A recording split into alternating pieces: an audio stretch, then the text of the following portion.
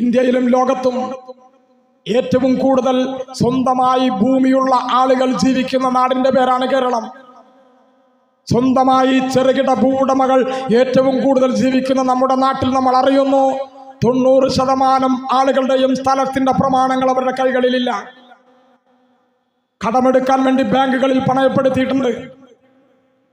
പണയപ്പെടുത്തി വായ്പയെടുക്കുന്ന ഒരു കുറ്റമല്ല. പക്ഷേ ഏറ്റവും നിർഭാഗ്യകരമായ വേദനാജനകമായ ഒരു സത്യം നമ്മൾ അറിയണം. കേരളത്തിലെ വ്യക്തിഗത വായ്പകളുടെ 90% എന്തിനാണ് ഉപയോഗിച്ചത്? വായ്പയെടുക്കാം. എന്തിനു വേണ്ടി? നമ്മുടെ ജീവിതം മെച്ചപ്പെടുത്താൻ, ഒരു സംരംഭം തുടങ്ങാൻ, ഒരു തൊഴിലിനു വേണ്ടി, വീടൊന്ന് പുതുക്കി പണിയാൻ, നമ്മുടെ ഭൗതിക ജീവിതത്തെ മെച്ചപ്പെടുത്താൻ വായ്പയെടുക്കുന്നതിൽ തെറ്റില്ല. പക്ഷെ ഈ കേരളത്തിൽ ഞാനും നിങ്ങളും തിരിച്ചറിയണം, വ്യക്തിഗത വായ്പകളുടെ സിംഹഭാഗവും ആർഭാട വിഭാഗത്തിനും ആർഭാട ജീവിതത്തിനും വേണ്ടി ചെലവഴിക്കപ്പെടുന്ന പൊള്ളയായ സമൂഹമായി ഈ കേരളം മാറുന്നു. ലോകത്ത് മഞ്ഞ ലോകത്തോട്, സ്വർണത്തോട് ഇതുപോലെ ആസക്തിയുള്ള ഒരു സമൂഹം ഈ ലോകത്ത് കേരളീയ സമൂഹമല്ലാതെ മറ്റൊരു സമൂഹമില്ല. പ്രിയപ്പെട്ടവരെ, നമുക്ക് തിരുത്താനാകണ്ടേ? നമ്മളല്ലാതെ ആരാണ് ഈ നാട്ടിൽ ഇത് പറയുക? നമ്മുടെ കുട്ടികളെ കെട്ടിച്ചയക്കാനുള്ള കിടപ്പാടം വിറ്റും പണയം വെച്ചും സ്വർണം വാങ്ങുന്ന രക്ഷിതാക്കളോട് സ്വർണത്തിന്റെ അളവ് കൂടുന്തോറും സ്വന്തം മക്കളുടെ കിടപ്പറകളിൽ വിഷമുള്ള മൂർഖൻ പാമ്പുകളാണ് കാത്തിരിക്കുന്നത് എന്ന് നമ്മളല്ലാതെ ആരാണ് ഈ സമൂഹത്തോട് പറയുക? നമ്മുടെ പുതിയ കാലത്തെ കുട്ടികളെയെങ്കിലും തിരുത്തി മുന്നോട്ട് കൊണ്ടുപോകാൻ നമുക്ക് കഴിയണ്ടേ? നമ്മുടെ പുതിയ കാലത്തെ കുട്ടികൾ അവരുടെ രക്ഷിതാക്കളോട് വിവാഹപ്രായമെത്തുമ്പോൾ പറയണം, നമ്മുടെ കിടപ്പാടം വിറ്റും പണയം വെച്ചും ഒരു തരി പൊന്നും എനിക്ക് ആവശ്യമില്ല.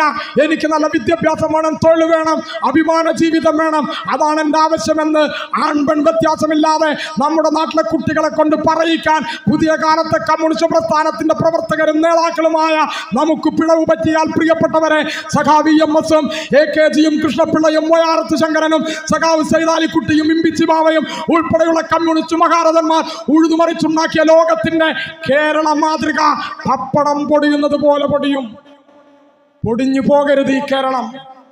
കാരണം ഈ കേരളം ഉണ്ടാക്കിയത് ഈ മഹാരഥന്മാരായ അറിയുന്നവരും അറിയപ്പെടാത്തവരുമായ അനേകായിരം പോരാളികളുടെ ചോരയിൽ നിന്നാണ്.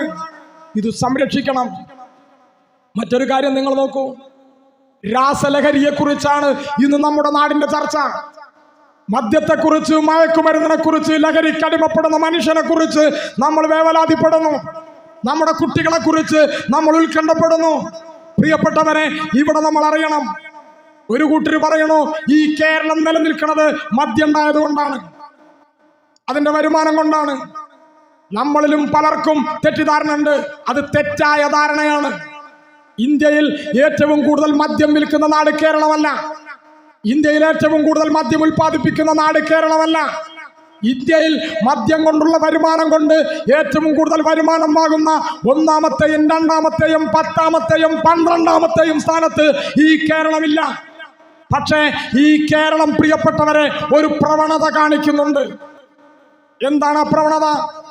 13ാമത്തെ വയസ്സിൽ ലഹരി പദാർത്ഥവും മദ്യവും ഉപയോഗിക്കുന്ന കുട്ടികളുടെ നാടായി ഈ കേരളം മാറുന്നു. അതിനർത്ഥം കേരളത്തിൽ ജീവിക്കുന്ന എല്ലാ 13 വയസ്സുള്ള കുട്ടിയും മദ്യവും മയക്കുമരുന്നും ഉപയോഗിക്കുന്നുണ്ട് എന്നല്ല. പക്ഷേ 13ാമത്തെ വയസ്സാകുമ്പോഴേക്കും മദ്യമോ മയക്കുമരുന്നോ ഉപയോഗിക്കാൻ സാഹചര്യം കിട്ടുന്ന കുട്ടികളുടെ എണ്ണം കൂടുന്ന നാടായി ഈ കേരളം മാറുന്നു.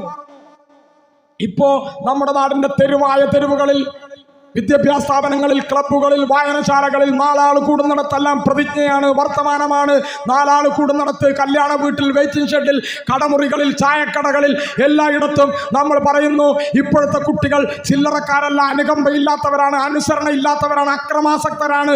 ഇങ്ങനെയെല്ലാം നമ്മൾ പറയുന്നുണ്ട്. തിരുത്തണം. കുട്ടികളെ തിരുത്താൻ ഞാനും നിങ്ങളും എന്ത് ചെയ്തു? എന്താണ് ചെയ്തത്? കുട്ടികൾ എവിടെ നിന്നാണ് ഇത് പഠിച്ചത്? ജനിച്ചു വീഴുന്ന കുട്ടി പഠിച്ചതാണോ? അല്ല. എന്താണ് കുട്ടികൾ കണ്ടത്? പ്രിയപ്പെട്ടവരെ, നമ്മൾ തിരിച്ചറിയണം, കുട്ടികൾ നമ്മളെക്കാൾ അപ്ഡേറ്റ് ആണ്. കുട്ടികൾക്ക് നമ്മളെക്കാൾ ബുദ്ധിയും വിവരവും ഉണ്ട്. അതുകൊണ്ട് കുട്ടികൾക്ക് ഒരു രക്ഷിതാക്കളും അച്ഛനും അമ്മയും നിങ്ങളുടെ ആരുടെയും തലച്ചോറ് കൊടുക്കരുത്, ചിന്ത കൊടുക്കരുത്. നമ്മളെക്കാൾ ഉയർന്ന ചിന്തയുള്ളവരാണ് പുതിയ കാലത്തെ കുട്ടികൾ. അവർക്ക് സ്നേഹം കൊടുക്കണം, മറ്റൊന്നും കൊടുക്കരുത്. ഞാൻ പറയുന്നു, നമ്മുടെ കുട്ടികളെ തിരുത്താൻ നമ്മൾ എന്ത് ചെയ്തു? എന്താണിന്ന് മലയാളിയുടെ ഒരു പൊതുജീവിതം? സങ്കടം വന്നാൽ, സന്തോഷം വന്നാൽ മദ്യപിക്കുന്നവരുടെ എണ്ണം കൂടുന്നു. ഒരു കുട്ടി ജനിച്ചാൽ 56-ന് 28-ന് നൂലുകെട്ടിന് പിറന്നാളിന് മദ്യം വിളമ്പുന്നത് ആചാരമായി നമ്മുടെ നാട്ടിൽ മാറുന്നു. വീടുണ്ടാക്കുമ്പോൾ അസ്ഥിവാരം കളിക്കുന്നതിന്, അടിക്കല്ലിടുന്നതിന്, ലിൻഡൽ വാർപ്പിന്, മെയിൻ സ്ലാബ് വാർപ്പിന്, അവിടെ കയറി താമസത്തിന് മദ്യം ഒഴിച്ചുകൂടാൻ പറ്റാത്ത ഒന്നായി മാറുന്നു. വിവാഹത്തിന് വിവാഹത്തലേന്ന്, മരിച്ചാൽ അടിയന്തരത്തലേന്ന് മദ്യം എന്നത് വീടുകളിൽ ഉപയോഗിക്കേണ്ട ഒരു വസ്തുവാണ് എന്ന് ഈ കുട്ടികൾ പഠിക്കുന്നു. തിരുത്താൻ നമ്മൾ തയ്യാറുണ്ടോ? അത് തയ്യാറാകാതെ എൻ്റെ വീട്ടിൽ ഇങ്ങനൊരവസരത്തിലും ഒരു സന്തോഷമുഹൂർത്തത്തിലും സങ്കടക്കടലിന്റെ നടുക്കും ഞാനും എൻ്റെ കുടുംബവും മദ്യം ഉപയോഗിക്കില്ല, വിളമ്പില്ല എന്ന് പ്രഖ്യാപിക്കാൻ നമുക്ക് കഴിയണ്ടേ? അത് കഴിയുന്നിടത്തല്ലേ ഈ നാടിന് മാറ്റമുണ്ടാവുക. നമ്മുടെ വീട്ടകങ്ങളെ നമുക്ക് മാറ്റിയെടുക്കണം.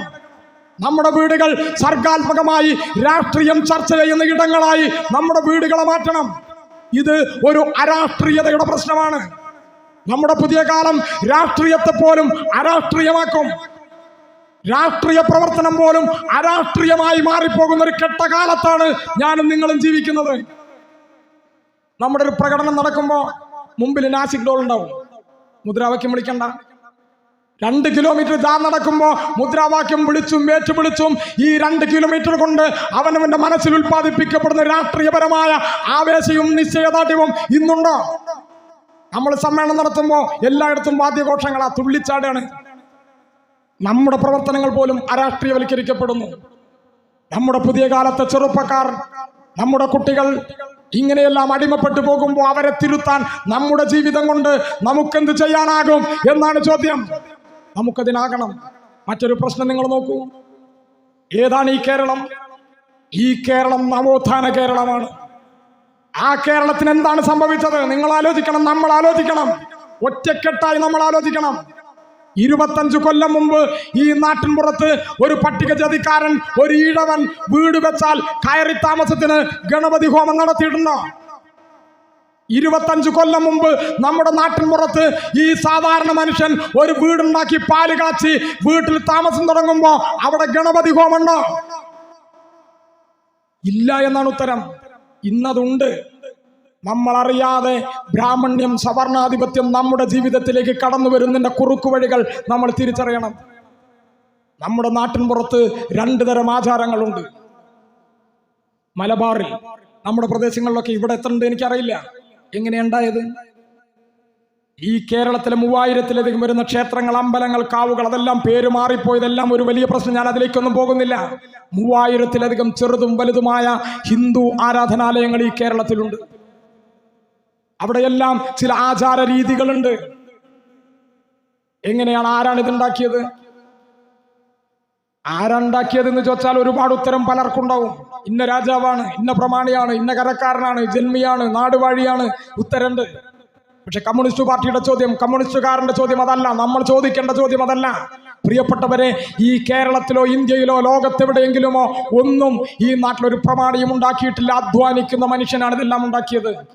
കല്ല് വെട്ടിയതും പടുത്തതും മേൽക്കൂര പണിതതും കരിങ്കല്ലിൽ വിഗ്രഹം തീർത്തതുമെല്ലാം ഈ നാട്ടിൽ അധ്വാനിക്കുന്ന മനുഷ്യൻ.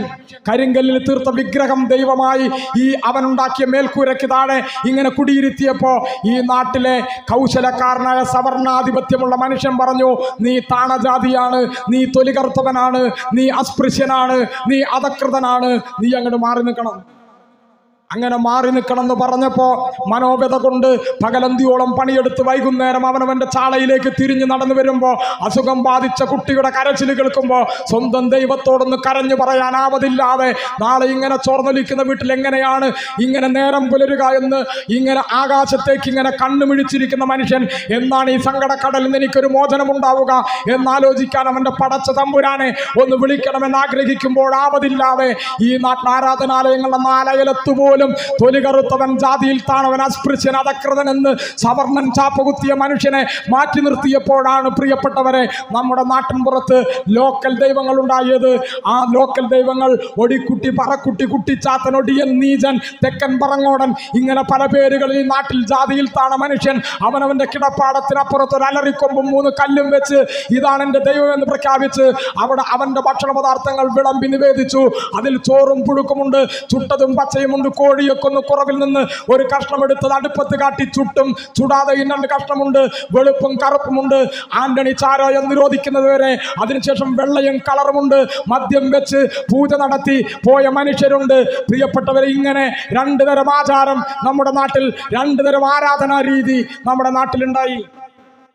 ഇതിനോടെല്ലാം കലഹിച്ചും സമരം ചെയ്തും പടവെട്ടിയുമാണ് ഈ കേരളം ഇന്നു കാണുന്ന കേരളമായത്. പൂണൂലും കുടുമയും പൊട്ടിച്ചെറിഞ്ഞ് കാലിൽ ചെരുപ്പ് ധരിക്കാതെ സാധാരണക്കാരന്റെ ചേരിയിലേക്ക് പോയ EMSന്റെ നാടാണിത്.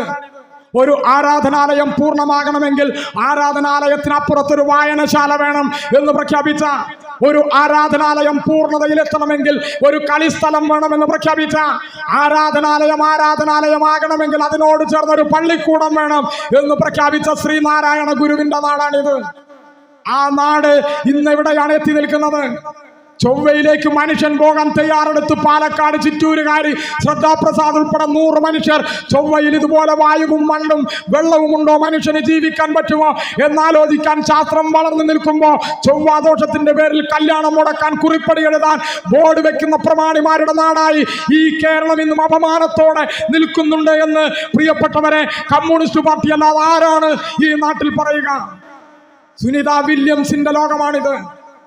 ആ നാട്ടിലാണ് പെണ്ണുങ്ങൾ എന്ന് പറയുന്നവർ പുറത്തിറങ്ങരുത് എന്ന് പ്രഖ്യാപിക്കുന്നവരുടെ നാടായി ഈ നാട് നിൽക്കുന്നത്.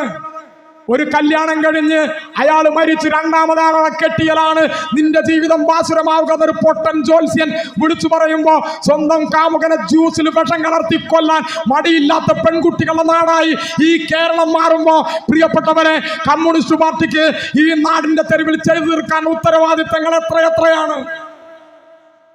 അരയ്ക്കു താഴെ മുടിയുള്ള ഒരു സ്ത്രീയാണ് നിന്റെ ജീവിതം കലക്കിയത് എന്ന് ഒരു പൊട്ടൻ വിളിച്ചു പറഞ്ഞപ്പോ പ്രിയപ്പെട്ടവരെ, ഇരുട്ടി വെളുക്കുമ്പോ കണ്ണ് തുടച്ച് പുറത്ത് നോക്കുമ്പോ അപ്പുറത്ത് വീട്ടിൽ അരയ്ക്കു താഴെ മുടി നീട്ടി വളർത്തിയ ഒരു സഹോദരിയെ കാണുമ്പോ അടുക്കളയിൽ കയറൊരു കൊടുവാളെടുത്ത് ഈ പാവം സ്ത്രീയെ വെട്ടി വീഴ്ത്തി ജയിൽവാസത്തിന് പോയി കാലാവധി കഴിഞ്ഞ് പുറത്തിറങ്ങി പകതീരാതെ ഈ സ്ത്രീയുടെ ഭർത്താവിനെയും അമ്മയെയും വെട്ടിക്കൊല്ലുന്ന ചെന്താമരമാരുടെ ചെളിക്കുളമായി ശ്രീനാരായണ ഗുരുവിന്റെ കേരളത്തെ വിട്ടുകൊടുക്കണോ ഈ കേരളം?